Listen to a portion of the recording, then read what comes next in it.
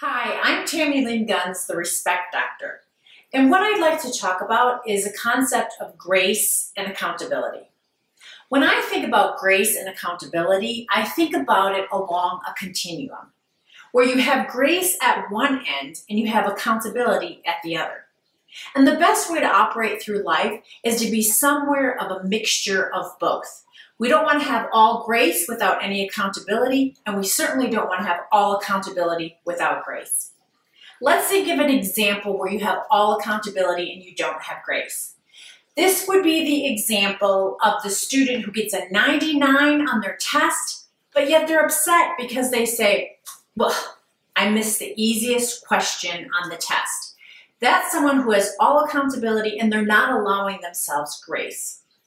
The person who has all grace and not allowing any type of accountability, they're the kind of person that blames others. Everybody else is at fault because they don't have accountability. That's the kind of person that says, I don't want to go into work this week because I don't like my boss. I don't really like the people I work with either. They're always causing me trouble. You know what I'm going to do? I'm going to call in sick this next work week. And what I'm going to do is I'm going to sit on the sofa and I'm going to eat ice cream. Doesn't that sound like someone who's allowing themselves complete grace without any type of accountability? Let me give you a real life example of somebody who had so much accountability and they did not allow themselves grace. I went to graduate school at the University of Wisconsin-Madison.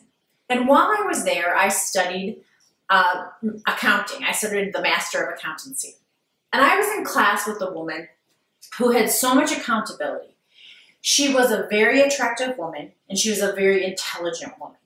But what she did is she was too accountable. We would have a professor assign us, say, 20 questions for the end of a chapter. And I would do the 20 questions and I would be fine. She was the kind of person that said, well, if there's 50 questions, I'm going to do all 50. If there's 100 questions, I'll do all 100 questions.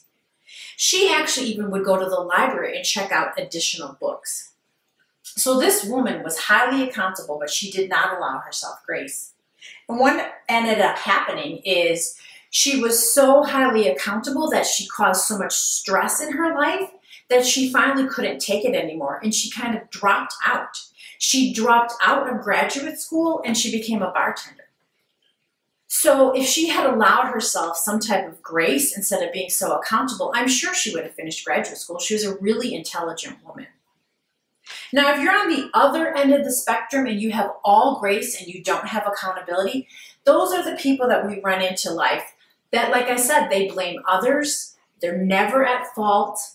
They're the kind of people that always let themselves off the hook. So as you can see, when you're at the extremes, that's not the way that you want to operate. Please allow yourself accountability and grace. So come along the continuum, but don't be at the extremes. Remember always that you are worthy, you are lovable, and you deserve goodness in your life.